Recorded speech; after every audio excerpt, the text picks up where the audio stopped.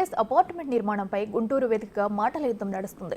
పర్మిషన్లు తీసుకున్న దానికంటే భారీ నిర్మాణం జరుగుతుందంటూ ఎమ్మెల్యే ధూళిపాళ్ల నరేంద్ర ఆరోపించారు.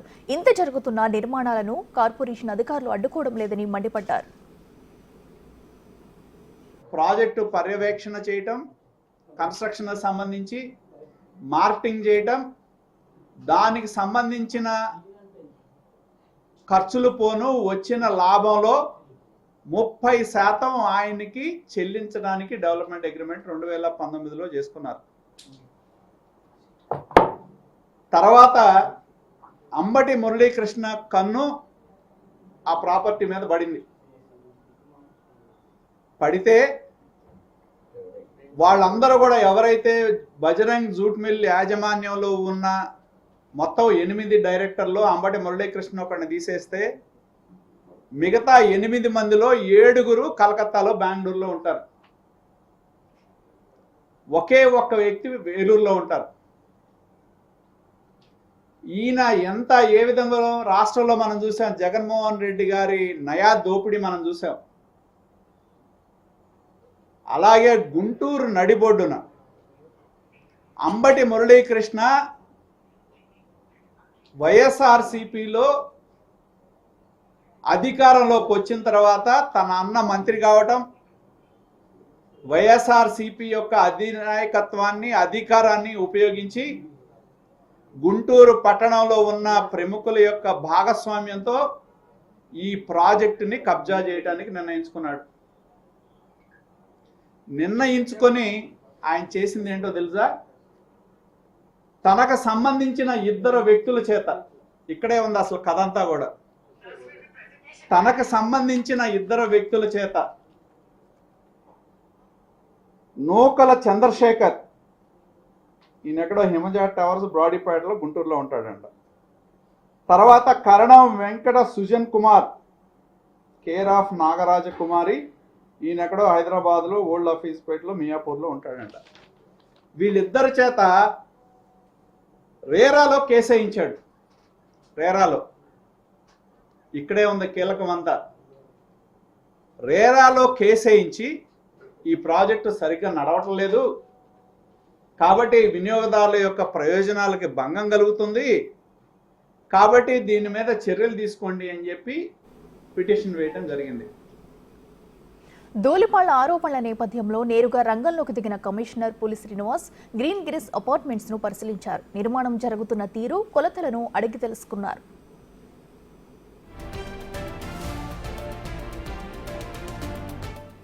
మరోవైపు ఎమ్మెల్యే ధూళిపాళ్ల నరేంద్ర ఆరోపణలకు కౌంటరిచ్చారు. Green grace apartment CEO Ambati Murali రాజకీయంగా ఇబ్బంది పెట్టాలని తన నిర్మాణ ప్రాజెక్టుపై ఆరోపణలు చేస్తున్నారని మండిపడ్డారు.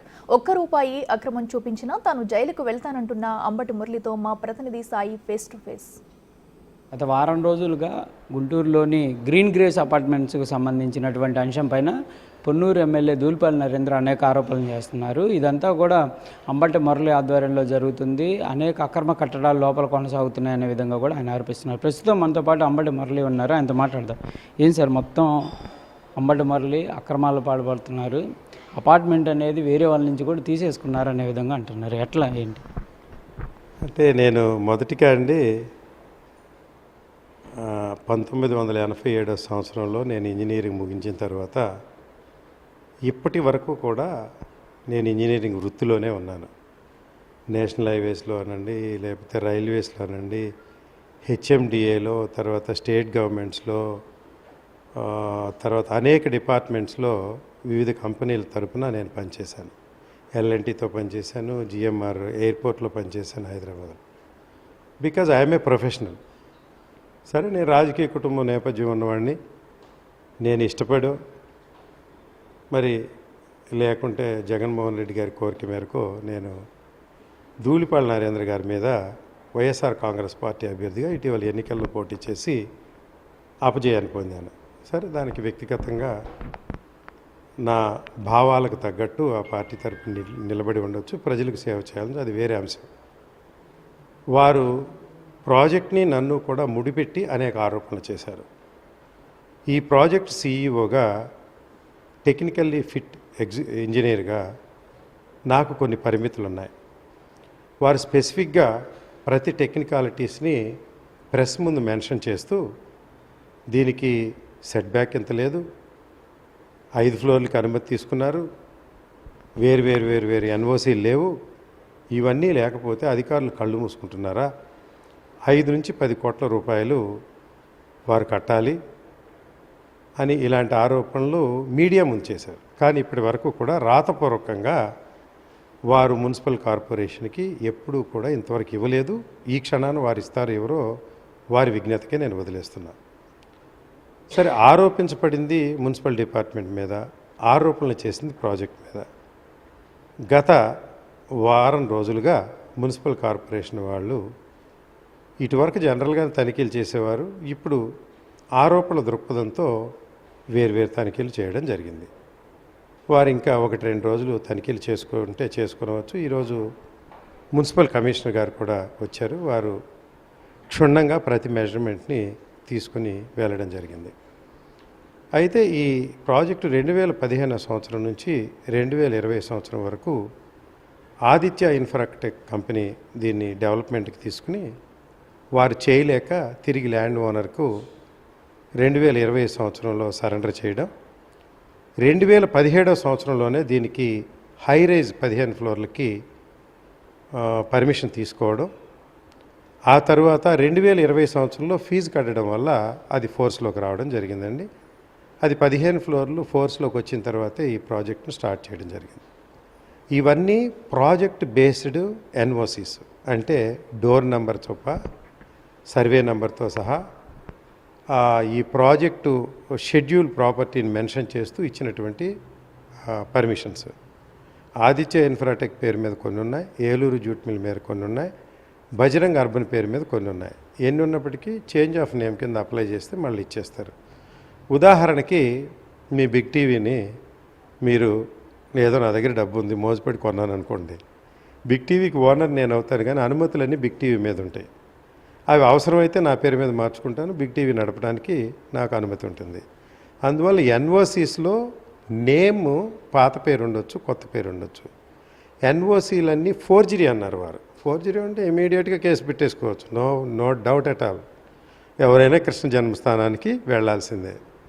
అయితే ఎన్ఓసీసు కాలానుగుణంగా 5 ఫ్లోర్ నుంచి 15 ఫ్లోర్కి నేను రివైజ్ చేసుకున్నాను. ఇటీవల మొన్న జూన్ 24 ఈ సంవత్సరం తెలుగుదేశం ప్రభుత్వం అధికారంలో ఉన్నప్పుడు కూడా నాకు రివైజ్డ్ మున్సిపల్ పర్మిట్ వచ్చిందండి.